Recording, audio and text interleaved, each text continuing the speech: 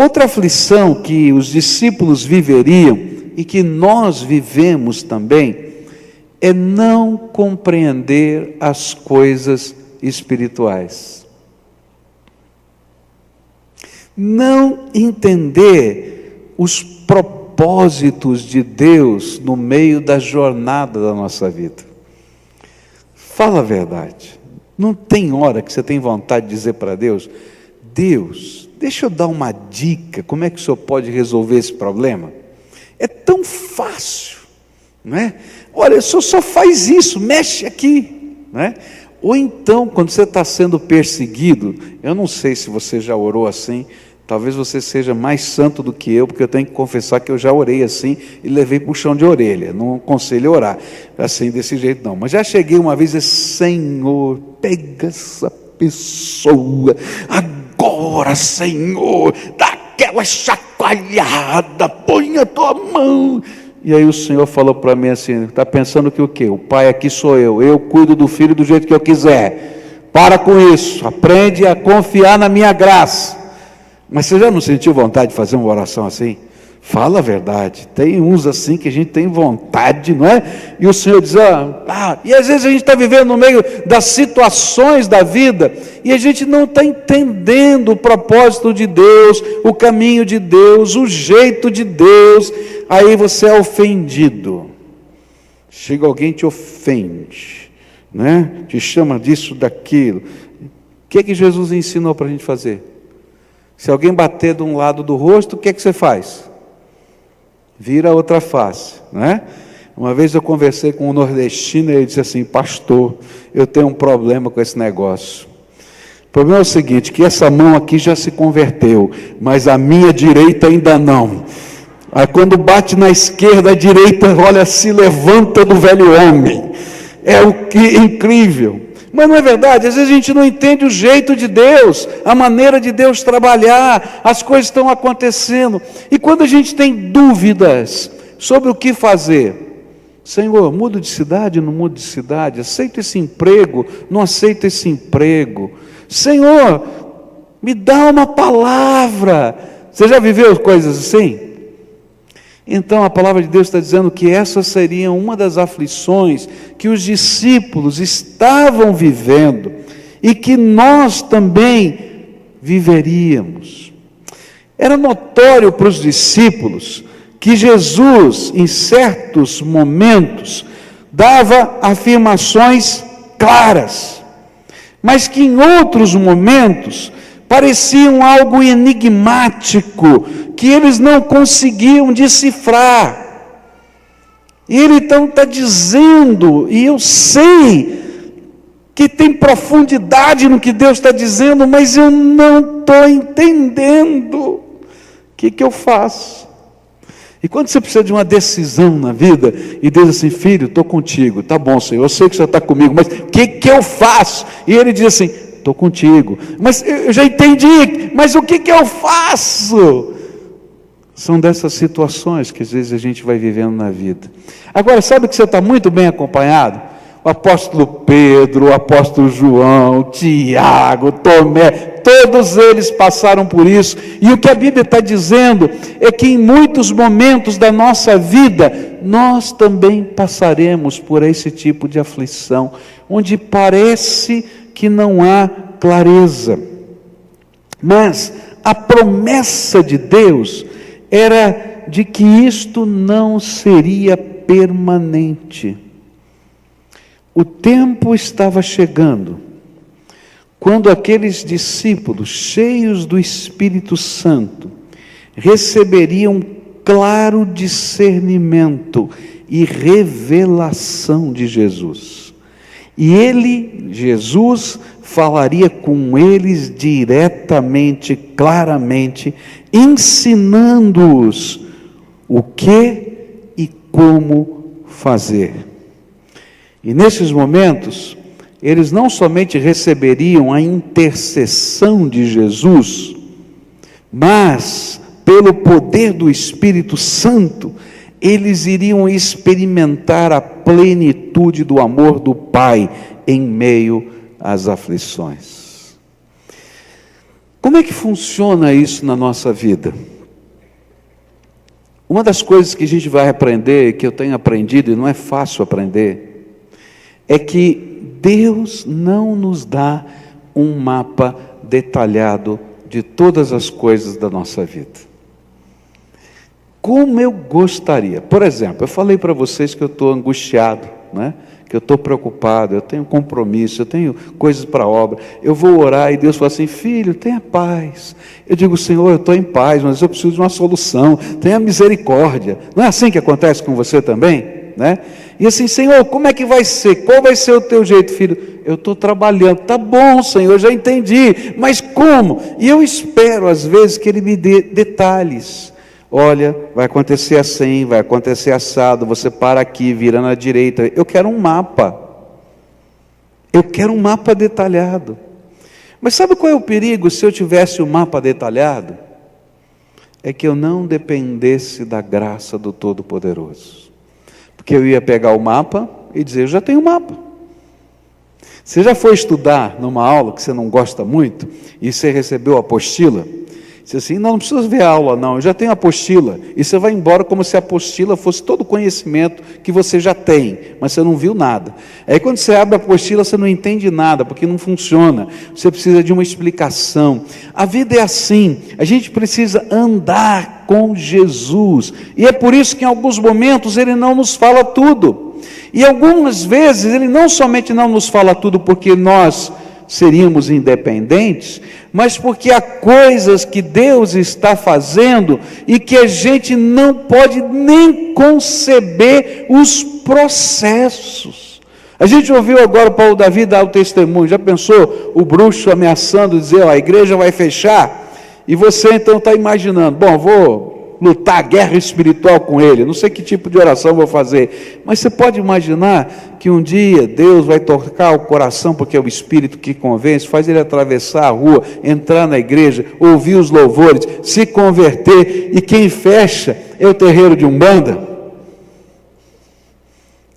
Eu não sei o que Deus vai fazer, nem como Deus vai fazer, mas Deus está trabalhando a nosso favor, e vai chegar um momento em que Ele vai falar claramente para a gente o que a gente precisa saber. E sabe o que Ele vai falar para a gente? Ele vai dar algumas ordens. Por exemplo, quando Moisés estava diante do Mar Vermelho, e ele tinha 600.000 pessoas atrás dele, que estavam pressionando Moisés, dizendo: Moisés, e agora? A gente está num beco sem saída, é um mar vermelho aqui. Atrás desses 600.000 pessoas tinha uma coluna de fogo de Deus, que impedia que o maior exército do mundo da época, de Faraó, do Egito, chegasse perto daquelas 600.000 pessoas. Sabe o que aconteceu? O povo começou a ficar desesperado, uns começaram a chorar, outros começaram a gritar, outros se jogavam no chão, era desespero pleno. Eu estava no Peru quando aconteceu o terremoto, e eu estava na rua, no meio da rua, quando o terremoto aconteceu lá no Peru, alguns anos atrás. E foi interessante, muito estranho, porque quando começou a tremer, eu não entendi, eu nunca tinha visto terremoto na minha vida, né? Eu achei que estava acontecendo algum problema, mas eu não estava entendendo direito o que era, até cair aqui na minha mente que era um terremoto. Eu só olhava para aqueles postes, e os postes balançavam, e eu dizia: o que está acontecendo aqui? Os carros pulavam na rua, mas todo mundo que já morava lá e sabia o que era terremoto, alguns começavam a se jogar no chão e dizer: tem misericórdia, Deus, tem misericórdia, oh, que coisa terrível que vai acontecer, e as casas ali começaram a quebrar. Eu estava no meio da rua, sem entender o que estava acontecendo, né? Eu imagino que naquela hora que Moisés estava chegando ali no Mar Vermelho, estava acontecendo como eu vi lá no Peru, gente se jogando no chão, gritando, falando: o que vai acontecer? O exército está lá. E de repente, Deus fala claramente com Moisés, e diz assim: diga ao povo que marche. Marchar para onde, Deus? Para dentro do mar. Você está entendendo porque às vezes Deus não pode falar claramente com a gente? Porque nessa hora, a fé de Moisés, por causa da clareza da palavra, foi testada. Ele tinha que se levantar no meio daquela multidão e dizer: vamos marchar. E ninguém ia marchar para o mar, porque todo mundo tinha medo. E então ele começou a ir para frente do mar. Porque se ele não fosse o primeiro a marchar, ninguém marcharia. E aqueles que carregavam, não é, as coisas de Deus tinham que marchar junto. E na medida em que ele foi entrando naquele mar e a vara de Moisés tocou aquele mar, o mar se abriu. Quando o mar se abriu, todo mundo marcha. Mas quando o mar está fechado e você tem que entrar primeiro, todo mundo fica olhando, né? E quando Deus fala claramente com a gente, é hora da gente marchar, ouvir a voz de Deus. Por isso, algumas vezes, Deus, conhecendo o seu coração e sabendo que você não está preparado para ouvir uma mensagem clara, Ele diz: eu estou trabalhando. E Ele vai preparando a nossa alma para quando Ele falar as coisas claras, a gente ter coragem de marchar na direção dos projetos de Deus. E é por isso que Jesus vai dizer: vai chegar a hora, está chegando o momento em que eu vou poder falar com vocês claramente. Você quer que Deus fale com você claramente? Então você precisa agora crer no imponderável de Deus e está disposto a fazer tudo quanto Ele te ordenar. Porque se você não estiver disposto e Ele tiver que preparar o seu coração, Ele vai ter que usar metáforas. Mas quando a gente vive essa vida cheia do Espírito Santo, do poder de Deus, e a gente crê no imponderável de Deus, Deus vai nos dar ordens. E queridos, essas ordens nem sempre são muito fáceis. Porque às vezes essas ordens não nos parecem coerentes. Você pode imaginar Josué, ele está orando e dizendo: Senhor, eu preciso de uma estratégia para que os muros da cidade de Jericó caem. E aí vem o anjo do Senhor e diz: quem é você, anjo? Você é a favor da gente ou contra a gente? Já com a espada na mão está lá Josué, diz: não, eu sou o príncipe dos exércitos do Senhor, e eu vim aqui trazer a estratégia da vitória. Aleluia, Deus, o Senhor ouviu a minha oração. E aí ele diz para o general Josué: olha, você vai organizar a batalha da seguinte maneira: durante 7 dias vocês vão marchar em volta da muralha, e não vão fazer nada, só vão marchar uma vez por dia. No 7º dia, vocês vão marchar 7 vezes em volta da muralha. E na 7ª vez, quando vocês marcharem em volta da muralha, vocês vão parar e vão começar a gritar. Vão quebrar jarros, vão tocar trombetas.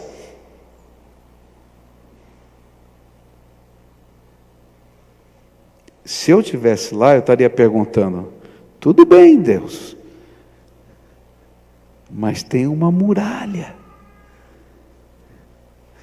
E aí ele vai dizer assim: quando vocês estiverem gritando, quebrando jarros e tocando trombetas, as pedras dessa muralha vão cair. E todo soldado, no lugar em que a muralha cair, deve invadir a cidade por todos os lados. Sabe qual era o tamanho da muralha? Ela tinha 7 metros de largura, por cerca de 15 metros de altura, feita de pedra. Dava para passar 2 carroças em cima da muralha. Já pensou Josué reunir os generais dele e o exército dele e dizer assim: eu ouvi uma palavra clara de Deus, nós vamos ganhar essa vitória. Amém, aleluia. Aí alguém vai perguntar, bem prático, qual é a tua estratégia, Josué? Não, estratégia não é minha, é de Deus. O anjo falou. O anjo falou? Como é que vai ser? A gente vai fazer 7 vezes, 7 vezes. No último, todo mundo grita e as pedras vão cair.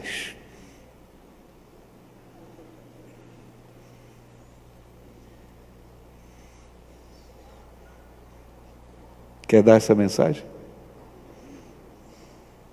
Reúne o pessoal da tua empresa e diz para eles que você vai resolver o problema que você está enfrentando desse jeito. Está entendendo o que eu quero dizer? Aí a palavra de Deus deixa alguma coisa bem séria para a gente. Vai chegar um dia na tua vida que você vai estar preparado para ouvir com clareza tudo quanto Jesus te disser. Você quer que esse dia chegue logo? Que o anjo do Senhor chegue e fale com você, que os projetos de Deus possam ser colocados para você. Então tem uma lição que vem antes disso. Uma fé incondicional a Jesus Cristo. Uma fé incondicional a Jesus Cristo. Nesse dia, sabe o que vai acontecer? A Bíblia fala que Deus não apenas vai falar com clareza para a gente, mas até antes da gente pedir, o Deus que já conhece todas as coisas, antes até de Jesus interceder por nós, o Deus que conhece todas as coisas, antes até do Espírito Santo com gemidos inexprimíveis, como a Bíblia fala, interceder ao Pai por nós, o Pai que nos ama vai nos dar aquelas coisas, simplesmente porque viu no nosso coração, um coração maleável e entregue na mão de Deus. E nesse meio tempo, Deus está trabalhando a minha vida. Algumas vezes quando eu estou pedindo clareza para Deus, Deus está dizendo para mim, filho, você não está preparado, você está pronto para ouvir o que eu mandar, do jeito que eu mandar. E às vezes Deus tem que trabalhar na nossa vida para a gente entender, lá na frente, que esse era o único jeito de Deus tratar o nosso coração. Então hoje eu vim aqui dizer para você uma coisa muito simples. Deus quer falar com muita clareza com você. Ele nunca deixou de falar. Às vezes até Ele fala de uma maneira que Ele revela a presença dEle para você, e você sabe que Ele falou, mas você não entendeu. Mas você não está abandonado, e Ele está preparando o seu coração. E quanto mais você adquirir de experiência e vivência na presença dEle, mais claramente Ele vai poder anunciar as coisas imponderáveis que o céu já pensou e que vão acontecer, porque Ele é o Senhor de todas as coisas. E os processos de Deus nunca são aqueles que nós imaginamos, porque senão nós poderíamos fazê-los. São aqueles que só Deus pode fazer, e eles fogem o nosso controle completa e totalmente. Por isso eles são do Deus vivo. Algumas vezes eu não sei o que Ele vai fazer. Algumas vezes eu não tenho a mínima ideia. Algumas vezes eu entro em desespero, como você entra, e eu só vou escutar, filho, eu estou trabalhando. Espera. Mas o que o senhor vai fazer? Não tem jeito. Eles não terminou ainda. Não terminou ainda. Eu estou no controle. Algumas vezes, meu coração está pronto. E Ele fala, vou fazer isso. E às vezes é tão complicado quando Ele diz isso, porque se a gente contar, ninguém vai acreditar. Parece loucura.